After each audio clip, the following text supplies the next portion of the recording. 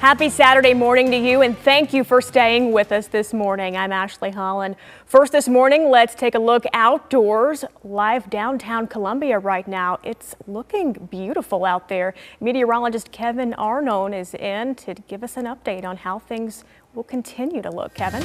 All right, what a difference. Making headlines this morning, a final report into the October mass shooting in Las Vegas shows the gunman's doctor told FBI agents his patient may have bipolar disorder. Financial records reveal Stephen Paddock also lost $1.5 million in gambling in the 2 years before the shooting. Despite these revelations, police say they are closing their investigation without a definitive answer as to why Paddock opened fire from a hotel room onto concertgoers below. White House Watch, the commission that President Trump set up to investigate election integrity, did not find evidence of widespread voter fraud. That's according to a former member of the panel, Maine's Democratic Secretary of State Matthew Dunlap. He said commission documents made available to him contain no evidence of widespread voter fraud, and the president set up the commission in 2017 after claiming millions of people voted illegally for Hillary Clinton in the 2016 presidential election. In other news today, China has announced plans to put new tariffs on billions of dollars worth of U.S. goods. The Chinese government is threatening to impose duties of up to 25% on more than 5,000 products worth some $60 billion. They include meat, coffee, nuts, alcoholic drinks, minerals, chemicals, leather and wood products, machinery, furniture, and auto parts. The tariffs would be implemented if the Trump administration follows through on threats to tax $200 billion of Chinese goods. In your consumer alert this morning, before you spend hundreds or thousands of dollars booking your late summer or fall vacation, a New York woman paid a deposit for a cruise, and while she usually booked her travel directly through the cruise line, this time she opted to pay a third-party company, and what happened next should give consumers good cause for alarm. In our top stories this morning, a new perspective on a devastating fire. A specialized team from Menlo Park Fire deployed drones over Redding, California, an area badly scorched by the Carr fire. The video and mapping services they provide could be a game changer for that California community.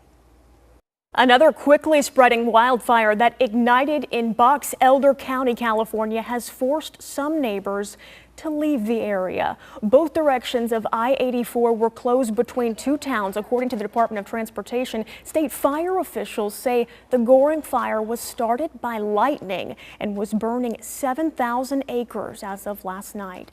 No evacuations were ordered, but some in the area got out as the fire looked to be closing in. Doctors say the chances of getting a red meat allergy from a tick bite are low, but wearing long sleeves and pants and using spray with DEET will help prevent any tick-borne illness.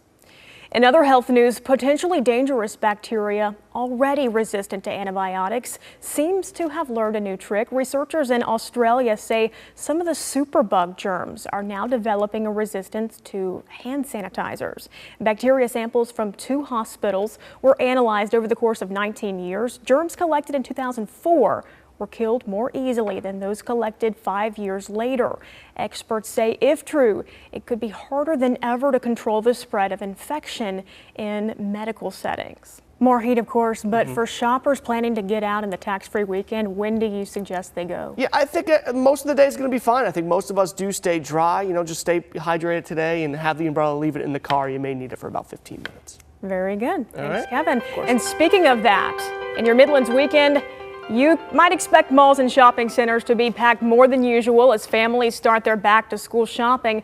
This weekend is the annual tax-free weekend in South Carolina. You can buy clothes, accessories, computers, even items for your home and dorm rooms without paying state sales taxes. Head on over to palmettoweekend.com for a full list of what is tax-free and what's not. Good Saturday morning to you, and thank you for joining us. I'm Ashleigh Holland in This Morning for Paul Rivera. First in your crime alert this morning, the search is still on for a driver that hit and killed a man in Aiken County. That victim, 33-year-old Christopher Holmes, died at the scene on York Street in the city of Aiken. The coroner says a dark-colored SUV hit Holmes and kept on driving. If you know anything that can help officers track down the driver, you're asked to call Crime Stoppers at 1-888-CRIME-SC. Also, bond has now been set for suspects facing charges in multiple vehicle break-ins in Richland County. Christian Lawrence Brown and Junior Jacinth each received a $150,000 bond and ankle monitoring devices. Deputies responded to more than 20 car break-ins over 24 hours earlier this week. Deputies say they tried to stop their vehicle. Both men ran from them. Jacinth was caught shortly after that. Brown was caught nearly 11 hours later after a manhunt near I-26. Brown and Jacinth are still at the Alvin S. Glenn Detention Center. Moving on to the forecast. In the capital city, expecting more humidity.